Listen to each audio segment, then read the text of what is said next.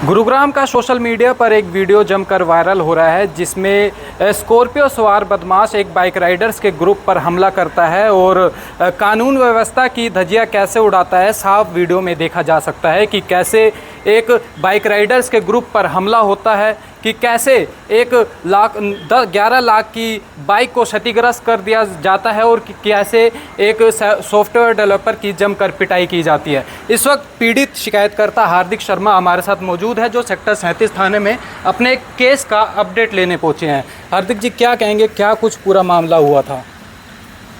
मामला तो I think सारा वीडियोस में दिख ही गया क्या हुआ था और क्यों हुआ था, सब वीडियोस में है और उन लोग के खिलाफ अभी तक कुछ नहीं हुआ है। और ऑल्सो जो एफआईआर हुई है उसमें भी ऐसा कुछ मतलब उनके ऊपर कोई धाराएं नहीं लगाई गई हैं कि जिनसे उनके ऊपर बहुत ज़्यादा स्ट्रिक्ट एक्शन हो।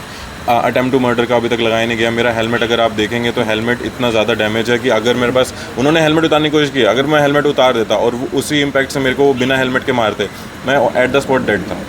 आप पूरी तरह से बताएं क्या कुछ ये पूरा मामला हुआ था, कैसे इतना ये विवाद जो है बढ़ गया था, कहाँ से आप आ रहे थे और कहाँ आपको जाना था?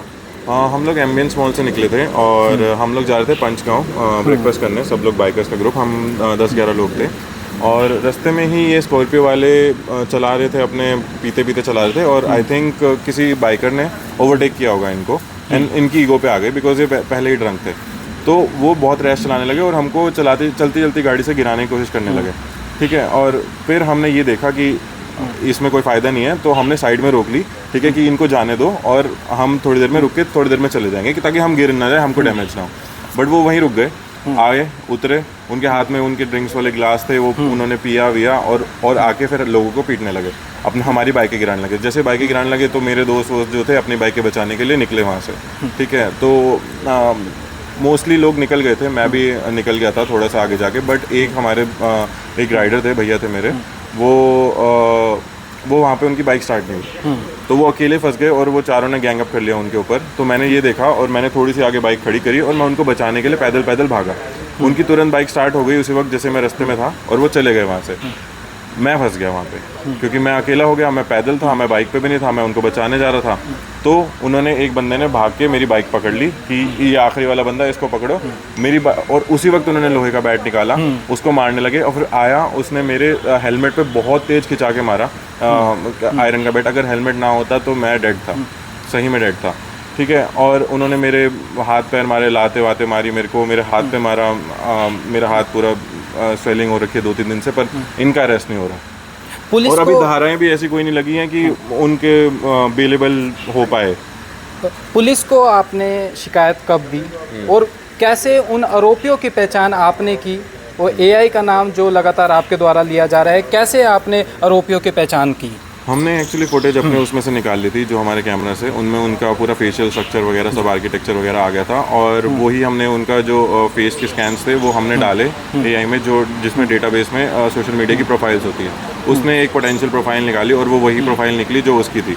अब उसी सोशल मीडिया की प्रोफाइल से ये भी पता लग गया कि वो जिम चलाता है, ये भी पता लग गया कि उसका नंबर क्या है, ये भी पता लग गया कि वो जिम कहाँ है, कहाँ का रहने वाला है और क्या करता है, दोनों का। वो हमने पुलिस को दे दिया था, सब दे दिया था, सारी डिटेल्स, फ़ोन नंबर। एफआईआर करवाने से पहले ये चीज़ें आपने सौंप दी थी पुलिस? सौंप दी थी, ये सब सारी चीज़ें हम दे चुके थे। उनकी सोशल मीडिया प्रोफाइल, उनका एड्रेस, वो कहाँ रहते हैं, उनका जिम कहाँ है, ये सारी हमने निकाल के उनको दे चुके थे। तो क्या कुछ पहचान हुई थी, क्या करते हैं आरोपी, आपने दी? आई थिंक वो जितना हमने उनकी सोशल मीडिया प्रोफाइल से देखा, वो शायद जिम चलाते हैं, जिम के ट्रेनर है, कुछ ऐसा ही है, या उनका खुद का जिम है, ये कुछ जिम से रिलेटेड ही कुछ है। और हाँ, जाते जाते भी वो मेरे को धमकी देके गए थे, तो अगर ये वीडियो बनाएगा, वीडियो वायरल करेगा तो तेरे को गोली मार देंगे, और चाकू दिखा के गए थे कि देख अभी मार दूंगा तेरे को चाकू अगर कुछ किया तो तूने।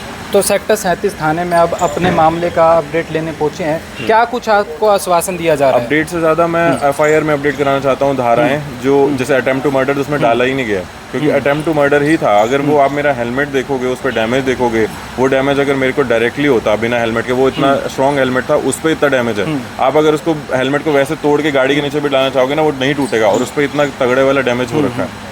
तो आप देखोगे, आपको पता लग जाएगा कि इसका मोटिव तो यही था, अगर बिना हेलमेट के मारता तो लग जाती, मर जाता मैं। किस तरह से हार्दिक देखते हैं इस वारदात को, कि कैसे उड़दंग बीच रास्ते में दिन दहाड़े ऐसी वारदातों को अंजाम देते हैं? देखो, अगर ये पकड़े नहीं गए तो ये दूसरे लोगों का भी हौसला बढ़ाएगा कि ऐसे कुछ भी कर लो, मार लो, किसी को भी कूट लो। और वो तो अपना खुद से वीडियो इसमें ही बना रहे थे, अपनी शाबाशी समझ रहे थे कि हमने तो लोगों को मार दिया।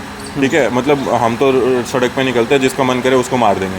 वैसे सबकी शाह बढ़ेगी यही कि भाई हम तो किसी को भी मार सकते हैं, जो भी हमारे मन करे। ये मेरे को अच्छा नहीं लग रहा, इसने मेरे को ओवरटेक कर लिया, इसको भी मार दो।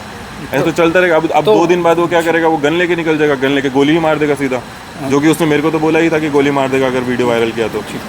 ठीक, तो हमारे साथ ये पीड़ित थे जिनका साफ तौर पर कहना है, और ये गुरुग्राम के सेक्टर 37 थाने में अपडेट लेने आए हैं, और इनका साफ तौर पर कहना है कि इन्हें अपने एफआईआर को अपडेट कराना है। इस मामले में सबसे बड़ी बात हम आपको बता दें कि एआई की बात जो चल रही है कि कैसे गुरुग्राम पुलिस को एफआईआर दर्ज कराने से पहले ही इन्होंने आरोपियों का पता और जो आरोपी के सुराग थे उनको गुरुग्राम पुलिस को सौंप दिया था। गुरुग्राम से इंडिया न्यूज़ के लिए हिमांशु नायक।